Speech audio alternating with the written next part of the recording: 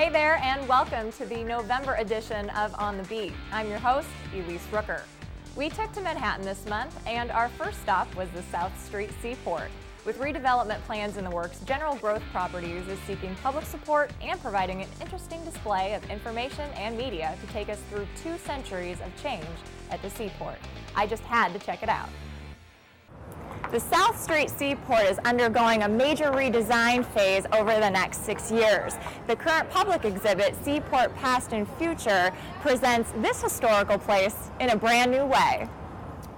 Well, this exhibit is a free public exhibit. It's open to the public every day of the week, 7 days a week, and it basically tells the entire story of the Seaport area, from its origins over 200 years ago, to its extraordinary rise across the 19th and 20th century, to its state today, and also shows us a bit about what's going to be happening in the future. The Seaport is located in what's called a historic district. And what makes the district historic is what the area has meant to the growth of not only the city of New York, but the United States as a whole. The Seaport district, dating back hundreds of years, was the location of global commerce for the entire United States. At one point in the history of this country, over 80% of the things shipped internationally came right through these city streets.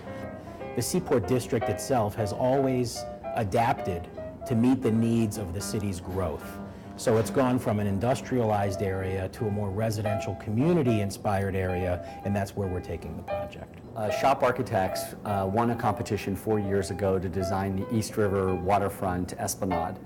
And we've been working with the community and with the city to do this 2-mile park from Battery Park City all the way to the Lower East Side.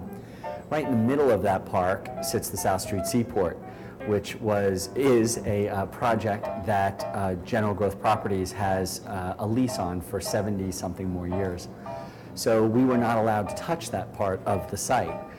So 2 years into designing the park, General Growth Properties approached us and asked us if we would like to rethink the Seaport. And a way of sort of exploring this idea of the city across time, which is sort of one of the sub-themes of this show, I would say, and bring that alive, was to commission Douglas Levere, who is an extremely well-known, noted photographer, who has a special gift, a special skill, and that is in rephotography.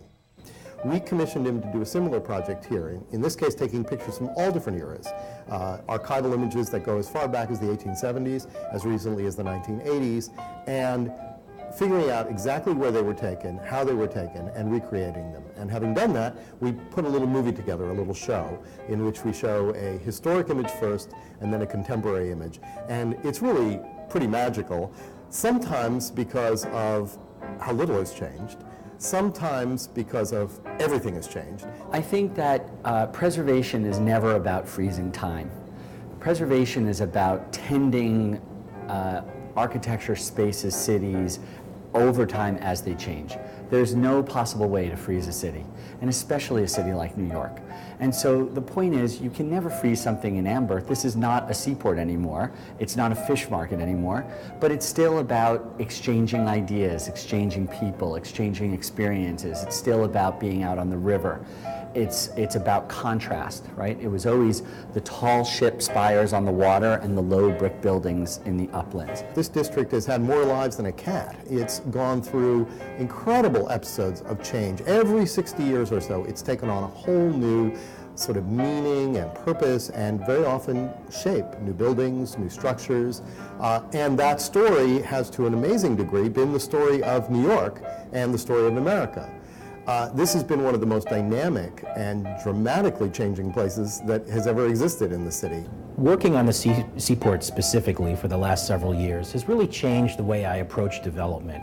It's allowed me the opportunity to work closer with the community and collaborate with what their needs are and how a project can be completed while being mindful to what the community's needs are. So we're very excited at the collaboration we've had not only with the City of New York and the design planning departments, but also the local community leaders in working on what elements they want to see for the future of this growing neighborhood. The response has been good. I mean, we know it's a controversial project. There's no question about that. And we always assumed sort of it would be 50-50. Half the people would like it and half the people wouldn't. We've been really surprised. It's been more like 80-20, 80% people in favor of it. And it's not just the architecture, it's what it does to the neighborhood. And right now, the neighborhood is a kind of old model. It's a kind of 1970s model of what a festival marketplace or a wonderful part of the city should be.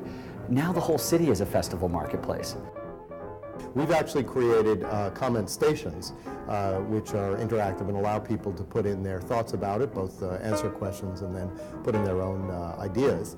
And those are being looked at, and we're still sort of discussing if there's some way in which they can be sort of edited and shared with the public, but they are being looked at and carefully analyzed. I walk here at night. Because I'm here 3 to 5 days a week, I stay in a hotel nearby and I walk back and forth to my office. And I always take the route through the Seaport, see what traffic looks like. I see couples standing at the water's edge. I see families walking through later than their kids should probably be awake. And it's just a really exciting place, and I can definitely understand the draw to the water.